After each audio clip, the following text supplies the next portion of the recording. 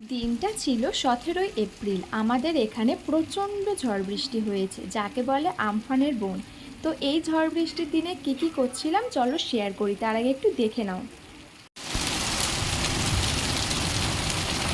আর এখানে আমি বৃষ্টির জলে একটু হাতটা ভেজাচ্ছিলাম, বৃষ্টির জল নিয়ে খেলা করছিলাম, ভীষণ ভালো লাগে, ঠিক ছোটোবেলার মতো। ছোটোবেলাও এরকম করতাম, বৃষ্টি পড়লে জানালার পাশে বসে বৃষ্টির জলে হাত ভেজানো, জল নিয়ে খেলা করা।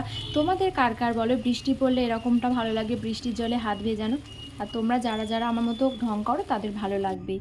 তো যাই হোক, অনেক ঝড় বৃষ্টির পর মানে প্রায় 1 ঘন্টা হওয়ার পর যখন একটু বৃষ্টিটা কমলো, তারপরে আমরা কুড়ালাম অনেকগুলো আম। আর এরকম ঝড় বৃষ্টির দিনে মানে আমের সময় তো ঝড় বৃষ্টি হয়, তো এরকম ঝড় বৃষ্টির দিনে ঝড় বৃষ্টি একটু কমবে আর তারপরে কুড়াবো আম, মানে ভীষণ ভালো লাগে। তোমরা কারা কারা এরকম করো বলো? ঝড় বৃষ্টির দিনে ঝড় বৃষ্টি হলে একটু আম কুড়ানোর মানে আশায় থাকো কখন ঝড় বৃষ্টিটা কমবে আর আম কুড়াবো।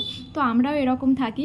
তো তারপর এখানে দেখো আমি অনেক খোঁজাখুঁজি করছিলাম একটা আমের জন্য, কারণ ওই আমটা একটু বড় ছিল, মানে যতগুলো আম কুড়িয়েছিলাম তার থেকে একটু বড়। তো অবশেষে আমটা পেলাম অনেক খোঁজাখুঁজির পর। দেখতে পাচ্ছ অনেকগুলো আমের থেকে এই আমটা একটু বড়। তো যাই হোক, তোমরা কারা কারা এরকম করো কমেন্ট করো, ভালো লাগলে ফলো করো।